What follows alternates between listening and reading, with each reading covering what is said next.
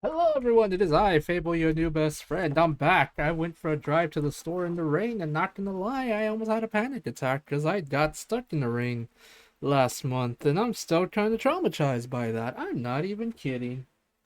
Anyway, enough about my life as a hairdresser. Seriously, enough about my trauma dumping. Sorry about that. I probably should re-record this. No, whatever. We're this fired.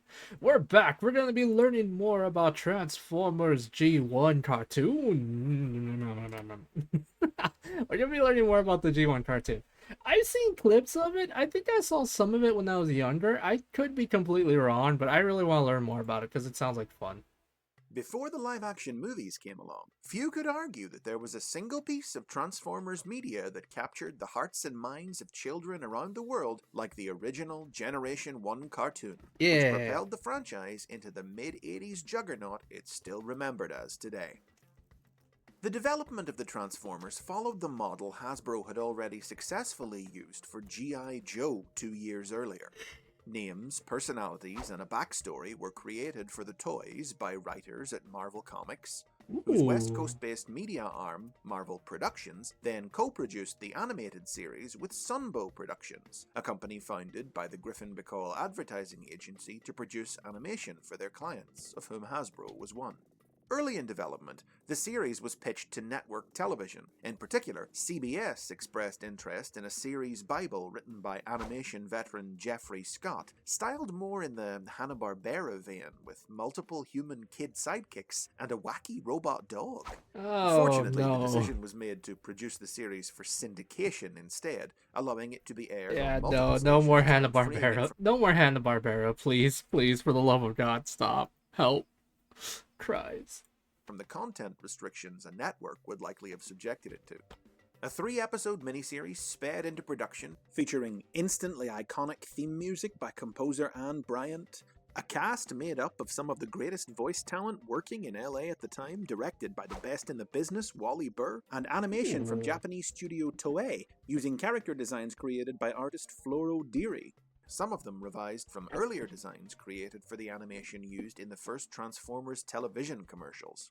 The original Transformers miniseries hit screens in September 1984, telling the story of Optimus Prime's Autobots and Megatron's Decepticons as they traveled from their homeworld of Cybertron to Earth in pursuit of new sources of energy to continue their age-old war. The Oh man. three episodes introduced the majority of characters from the first year of the toy line, as well as the Autobots' human allies, Spike and Sparkplug Witwicky. But unlike with G.I. Joe, Hasbro didn't wait for the miniseries to air before concluding they had a hit on their hands. Oh my They commissioned a god. full season of 13 episodes to follow the pilot, which started airing on Saturday mornings less than a month later. Marvel Productions took the lead on the series, with recent arrivals to the company Bryce Malek and Dick Robbins assuming the role of story editors, and writer Ron Friedman taking the job of editing every single script, creating the unique language and voice of the cartoon, from mentions of Cybertronic fauna. What's a test without a guinea pigatron? She was playing Robotopossum. To quirky robot-themed anatomic euphemisms Those and voice insults. lines. Let me go, you big light-beaked buzzard. Brilliant, my boron compressor! Watch it, you metallic mini meatball, or I'll step on you. Oh my god. The first season I love establishes it. the status quo of the show, with the Autobots defending the Earth against the Decepticons' attempts to pillage its resources. Much of the season comprises a loose narrative centered around the Decepticons' space bridge technology, culminating in the Ultimate Doom 3-parter, in which the bridge is used to bring Cybertron into Earth's orbit. Oh Memorable human no. characters like disabled computer expert Chip Chase and evil cyborg scientist Dr. Arkeville feature in multiple episodes, and about half the season is given over to introducing and showcasing new toys from the upcoming 1985 product line, including perennial fan favorites the Dinobots The and Dinobots! the first team of Transformers able to combine with one another to form a larger super robot. I love the For its Dinobots. second year, the series was moved into weekday syndication, airing 5 days a week. To be broadcast in this manner, a show needed to have 65 episodes, so to make up the numbers, the second season came in at a whopping 49 episodes in length.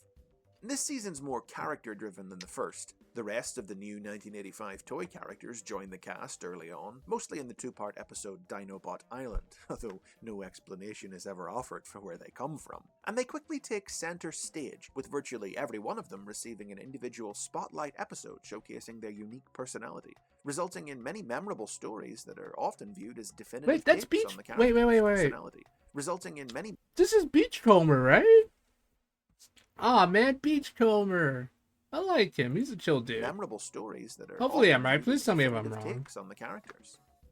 As it progresses, the season also begins to expand the series' mythos by exploring the history of Cybertron and the origin of Optimus Prime, and adding key cartoon original characters and concepts like Prime's creator Alpha Trion, the life-giving computer Vector Sigma, and the first ever female Transformers, along with the Autobots' new human ally, Carly. In its final 10 episodes, the season also introduces the first round of upcoming 1986 toys in the form of the new Autobot and Decepticon Combiner teams. All in all, it was a grueling, high-speed process, where today animated series can spend years in production before they reach the air. Oh, yeah. Episodes of the Transformers could go from script to broadcast in as little as 4 months. It's just how Damn. cartoons were made back then, and the punishing schedule was the reason that episodes couldn't always be sent back for corrections, leading to the many animation errors that the show's famous for. Not that the audience cared, it was in this second year that Transformers truly exploded in popularity.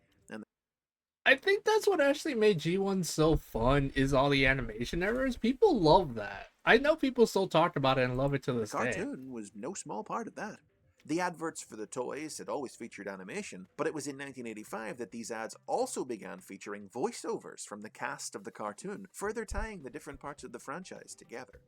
At the height of the series' popularity, the Transformers the Movie was released in the summer of 1986, which served as a turning point for the cartoon storyline. Oh The no. film jumps the action 20 years into the future, to the year 2005, and introduces many elements that would be key in future Transformers lore, including the monster planet Unicron and the Autobot Matrix of Leadership, as well as many new characters from the 1986 toy line. On the flip side, much of the 1984 toy line was discontinued that year, so those characters were phased out to make way for the new by having them killed in the film. Yeah, that's a lot of children were crying seeing their favorite characters be killed off, guys. That's not how you phase out characters. You don't kill them off. That Jesus Christ. Most significantly, Optimus Prime and Megatron have their final battle, but while Unicron recreates the wounded Megatron as Galvatron, Optimus dies and is succeeded by Rodimus Prime. The film concludes with the Autobots retaking Cybertron from the Decepticons, setting the stage for the 30-episode third season that followed just a month later. But a new setting and cast of characters were not the only changes for the show. Season 3 marked the shift in control of the series from Marvel Productions to Sunbow directly. Malik Robbins and Friedman were replaced with Sunbow staffers Flint Dilley, Steve Gerber, and Marv Wolfman, and series producer Nelson Shin's South Korean animation studio ACOM was brought on to cost-effectively animate half the season. Oh no. With the Decepticons banished to the dead world of Char, the Autobots, now no longer fighting to reclaim their homeworld, spend the third season working with humanity as diplomats and peacekeepers for the galaxy in a futuristic 1980s sci-fi vision of the 21st century. If only. Inter-episode continuity grows a little tighter this season, with stories revolving around a small recurring core cast. Rodimus Prime grapples with the burden of leadership, while the Decepticons grapple with Galvatron's loss of sanity.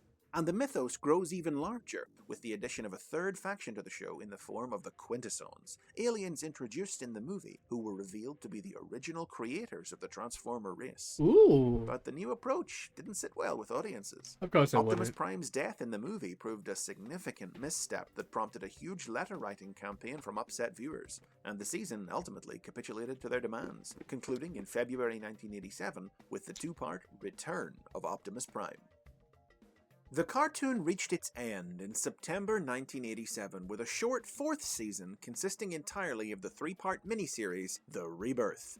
Scripted Ooh. fittingly enough by the cartoon's most prolific writer David Wise, it introduces the Headmasters and other new characters from the 1987 toy range. And though the war still rages as the curtain is drawn, it ends with Cybertron being successfully re-energized, bringing the entire series full circle. Aww. In Japan, however, they weren't ready to call it a day yet. An exclusive spin-off series, The Headmasters, was commissioned, which ignored the events of the Rebirth and continued the series in a different direction.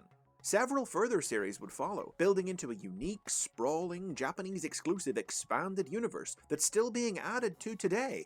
But we'll save that complex beast for a future Basics episode of its own. And the show didn't completely disappear from the airwaves in the US. Though no new episodes were produced, new ways were found to repackage select episodes for reruns. In 1988, a 20-episode-long 5th season added original intros and outros from a live-action, stop-motion Optimus Prime puppet. Later, in the early 90s, 52 episodes were re-aired with computer-generated scene transitions as Transformers Generation 2, promoting the toy line of the same name. The influence of the Generation 1 cartoon stretches across the length and breadth of Transformers history, still inspiring new toys, characters, and stories to this day, from the loose sequel series Beast Wars, which featured return appearances by the original Optimus Prime, Megatron, Starscream, and more, to the Transformers Collectors Club's Wings Universe series of comic stories, which continued the story of the cartoon universe in its own unique way.